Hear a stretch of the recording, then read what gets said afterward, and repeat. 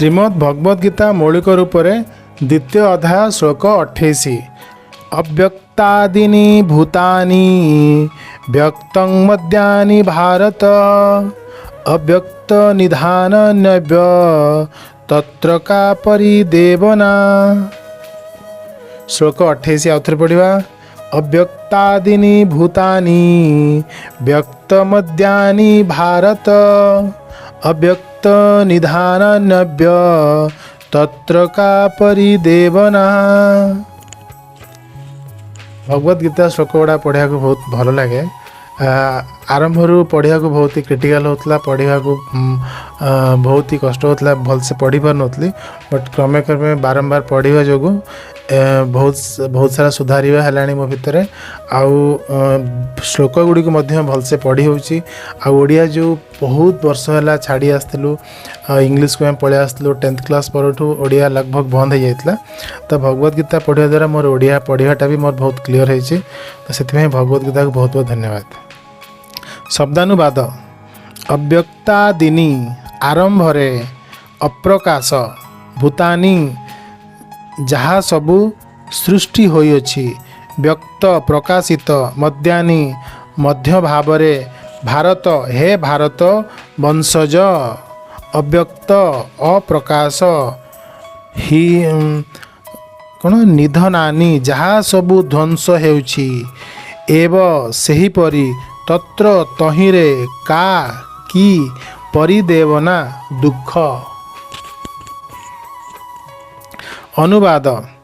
समस्त स्पष्ट जीव आरंभरे बा प्राथमिक अवस्थार अप्रकाशित अवस्थार थांती मध्य भावरे प्रकाशित हुअन्ति एवं जेतेबेले सेमाने ध्वंस हुअन्ति सेतेबेले पुणी अप्रकट होइथांती। तेणु एथिरे दुख करिवार कौन अछि। समस्त सृष्टिजीवी जो माने सृष्टि होइचंती पृथ्वी पृष्ठरे बा प्राथमिक अवस्थार अप्रकाशित अवस्थार थांती मध्य भावरे प्रकाशित हुअन्ति एवं जेतेबेले सेमाने ध्वंस हुअन्ति जेतेबेले सेमाने मरि जांती बा ध्वंस हुअन्ति सेतेबेले पुणी अप्रकट होइथांती माने आउ थरे सेमाने प्रकट होइथांती। तो एथरे दुख करिवार कोनोसी आवश्यकता नहीं। भावार्थ। दुई प्रकार दार्शनिक अछंती। गोटे प्रकार दार्शनिक आत्मार अस्तित्व कथा विश्वास करती एवं अन्य प्रकारटी आत्मार अस्तित्व विश्वास करती नहीं। ए दुई प्रकार दार्शनिकंकर कथा को जदि ग्रहण करा जाए ताहले दुख करिवार कौनसी कारण नहीं।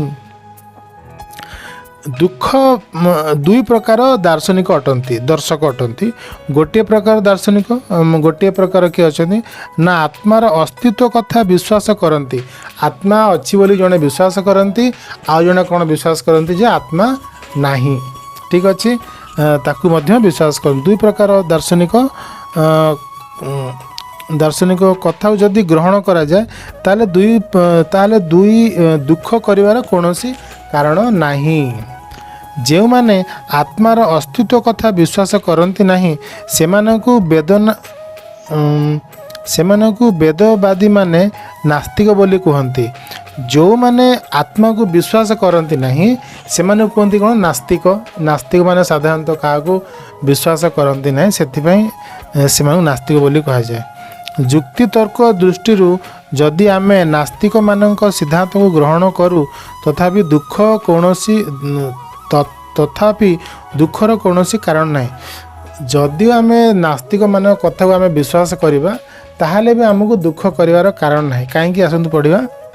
आत्मार अस्तित्व कथा को छाड़ी सृष्टि पूर्वर भौतिक वस्तुगुड़िक अप्रकट होइथांती। एही स्पष्ट अप्रकट बा अव्यक्त अवस्थारू प्रकटवस्थ आसे। सेहीपरि आकाशरू वायु सृष्टि हुए वायुरू अग्नि सृष्टि हुए अग्निरू जल सृष्टि हुए एवं जलरू मृत्तिका क्षति सृष्टि हुए मृत्तिका बा क्षतिरू अनेक प्रकार पदार्थ सृष्टि हुए। सृष्टि केमती कौन हो देखो बढ़िया जिनस कही। जदि आकाशरू वायु सृष्टि हुए वायुरू अग्नि सृष्टि हुए अग्निरु जल सृष्टि हुए एवं जलरु मृत्तिका क्षति सृष्टि हुए। मृत्तिका बा क्षेत्रु अनेक प्रकार पदार्थ सृष्टि हुए। पदार्थ केमिति सृष्टि होची एई भला एई प्रोसेस रे पदार्थ सृष्टि होची। उदाहरण स्वरूप धर एक नभश्चुंबी प्रसाद। यह मृत्तिका को स्पष्ट जेतेबेले यह ध्वंस प्राप्त हुए ताहा पुनर्बार अप्रकट हो जाए एवं अपरिणतावस्था अणु आकाश आकार रहे। शक्ति संरक्षण सिद्धांत एहीपरि भावरे रहे, किंतु कालक्रमे वस्तुगुड़िक प्रकटित हुअंती नाही हेउची पार्थक्य। प्रकटित हुअंती नाही एहा हेउची कोन पार्थक्य। ताहेले प्रकटावस्था हेउ बा अप्रकटावस्था हेउ जहाँ भी हो दुखर कारण कौन अच्छी, दुख आम कहीं करवा। जहाँ भी हेउ एपरिकी अप्रकटावस्था किछि नष्ट हुए नहीं।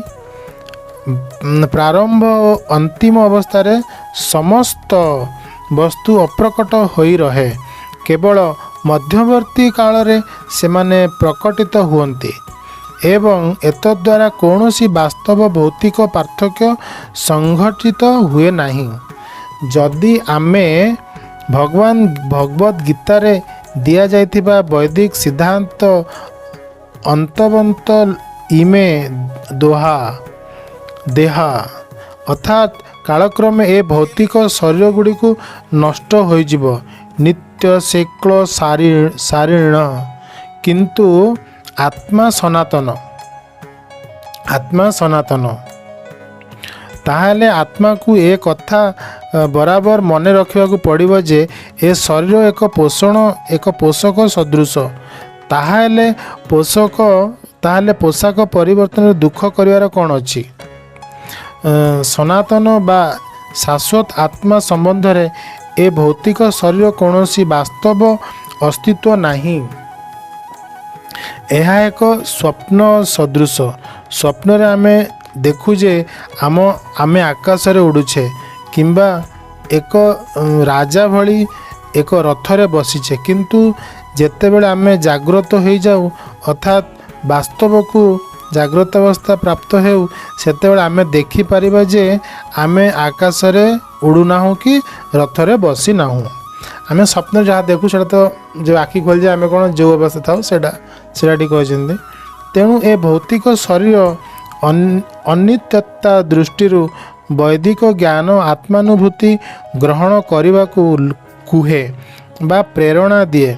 तेणु जे कौनसी दिगरु हेउ तुमे आत्मार अस्तित्व कथा विश्वास कर बा न कर, जहाले भी शरीर नाशरे दुख करिवार कौनसी कारण नहीं। से जो गोटे कथा कहला कि शरीर को आमे कहा को मारिदेले कि मरीगले आमे जो दुख करूँ, दुख करिया कथा नुह। अवश्य दुख लागिबो कि जेहेतु सेतरे गोटे इमोशनाल थाए कि आमे सेमानन सहित आमे किछि दिन बिताई था कथबार्ता संपर्क थाए, बट किछि दिन दुख लागिबो, बट रियल रे हमको दुख करिया कथा नुह। कहीं ना शरीरटा मरी जाए, बट शरीर भितर जो आत्मा थाए सी सांगे सांगे बाहरी के अलग जेकोसी शरीर से जन्म लाभ करिथाए। शोक 28 समाप्त है। आपण आम भिडियोटी को निश्चिंत देखिए, आउ लाइक कमेंट शेयर करेंगे। और जदि आपण आम चैनल जदि नुआ अच्छा ताले चैनल को सब्सक्राइब करेंगे, कारण आगू आम प्रति हप्ताह नुआ नुआ श्लोक आम पढ़ा। धन्यवाद। जय जगन्नाथ।